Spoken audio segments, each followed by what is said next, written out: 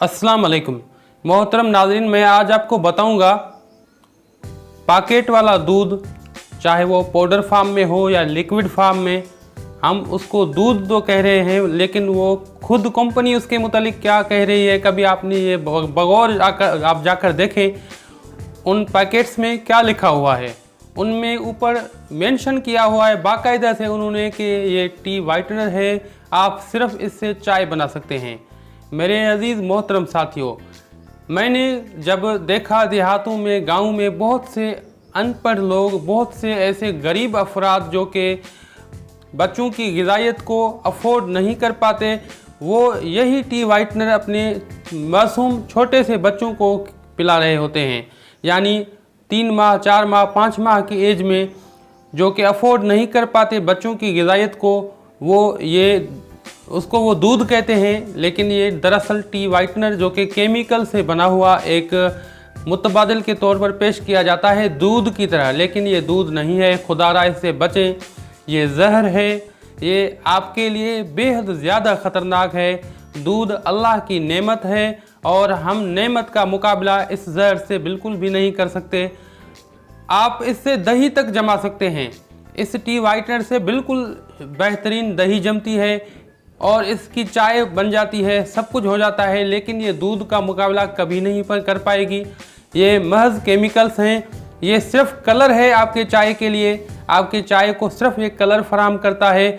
बकवास है, ये दूध का मुकाबला बिल्कुल नहीं कर सकती। हम आपको बताते हैं कि इसमें क्या डलता है, इसमें क्या वो चीज़ डालते हैं जिसकी वजह से हम इसको हराम कह सकते हैं। बिल्कुल ये हराम है, हिलाल भी नहीं। इसमें एक चीज़ ऐसी डाली जाती है, आप खुद डब्बा उठाएं और उसमें जाके देखें। बहुत सी कंपनियों ने इसमें लिखा हुआ है कि इसमें आर्टिफिशियल जो है वो फेट हम शामिल करते हैं। बाज़ कंपनियों ने इंडस्ट्रियल फेट के नाम से इसमें लिखा है और बाज़ कंपनियों ने ई कोड दे दिए हैं और बाज़ कंपनियों ने वेजिटेबल फेट लिखा है।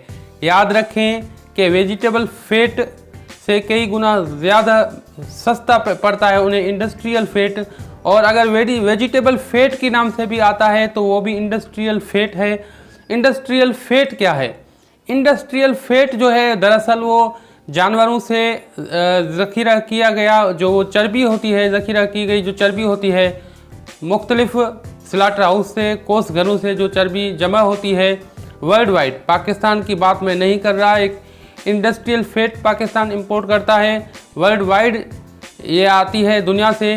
तो आप जानकर हैरान होंगे कि दुनिया में जितने भी जानवर ज़बह किए जाते हैं, खाए जाते हैं, खाने के लिए इस्तेमाल किए जाते हैं, उनमें हराम जानवरों की तादाद बहुत ज़्यादा है। लेकिन दुनिया में सबसे ज़्यादा खाया जाने वाला जानवर जो है उसको आप सूअर कह सकते हैं, पोरक कह सकते हैं। पोरक का गोश्त दुनिया में बहुत ज़्यादा पसंद किया जाता है और नॉन मुस्लिम कंट्रीज़ की तादाद भी बहुत ज़्यादा है, जिसकी वजह से गालिब गुमान ये है कि ये हराम जानवरों की चर्बी है, इंडस्ट्रियल फेट। और बहुत ज़्यादा गुमान ये होता है कि ऐन मुमकिन है कि ये सूअर की चर्बी हो। तो ये न सिर्फ मुज़िर सेहत है, मुज़िर सेहत होने के बावजूद ये हराम भी है। तो खुदा के वास्ते इससे ख़ुद भी बचें और इससे अपनी मासूम बच्चों को तो बिल्कुल बचाए रखें। ये एक हराम चीज़ है और मुज़िर सेहत है, और बहुत से अफराद जो कि इसको इस्तेमाल कर चुके हैं, इसकी चाय जब वो पीते हैं तो वो ये शिकायत लेकर आते हैं कि हमें एलर्जिक कंडीशन हो जाती है और हमारे नज़ले में इजाफ़ा हो जाता है, हमें नज़ला हो जाता है और हमें हार्ट बर्न शुरू हो जाती है। कई एक इस किस्म की तकलीफ़ें वो लेकर हाजिर हुए हैं। तो मेरे अजीज़ साथियों, ये दूध नहीं है और इस टी वाइटनर से बचें।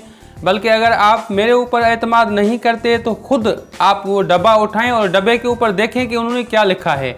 उन्होंने इसमें बाकायदा लिखा है कि ये टी वाइटनर है, ये दूध नहीं है। और कई एक डब्बों में तो ये भी लिखा हुआ है कि आप सिर्फ इसको चाय के लिए इस्तेमाल कर सकते हैं, ये टी वाइटनर है, यानी इसको आप पीने के लिए भी इस्तेमाल नहीं कर सकते, इसकी आप दही भी नहीं जमा सकते, हालांकि इसकी दही तक जम जाती है। बिल्कुल उन्होंने दूध के मुतबादिल एक फार्मूला उन्होंने मुतारिफ़ करवाया है, लेकिन ये दूध बिल्कुल नहीं है, एक ख़तरनाक चीज़ है।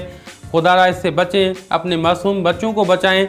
न सिर्फ ये मुज़र सेहत है। मुज़र सेहत होने के साथ साथ ये हराम है, बिल्कुल हराम है। आप इसमें देखें, खुद जाके देखें, कहीं पर आपको मिलेगा कि इसमें इंडस्ट्रियल फैट लिखा हुआ मिलेगा, कहीं पर वेजिटेबल फैट लिखा हुआ मिलेगा और कहीं पर आपको ई कोड मिलेंगे।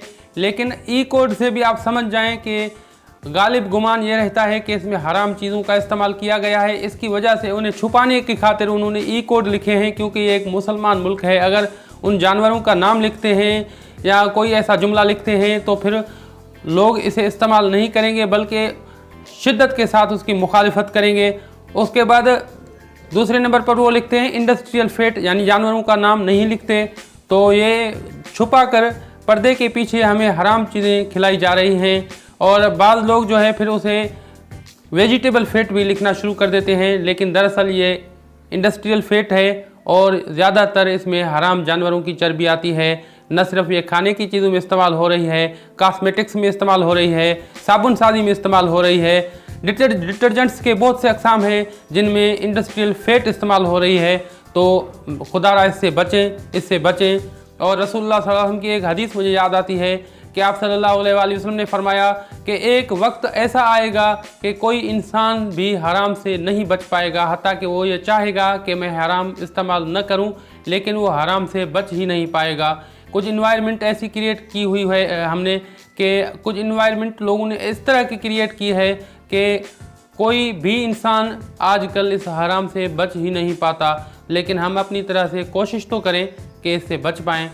अब हकीम हाज़िक को दुआओं के साथ दीजिए इजाज़त।